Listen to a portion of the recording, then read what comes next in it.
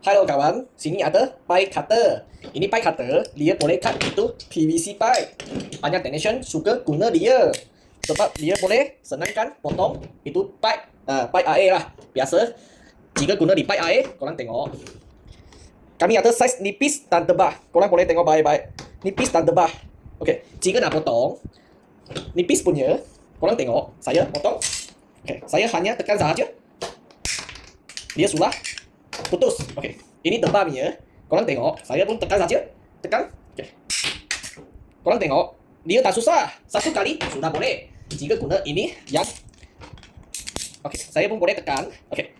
Tekan, tekan, tekan, tekan. Sudah potong dengan sempurna. Okey. Jadi, jika korang ada minat, sila bagi tahu kami lah.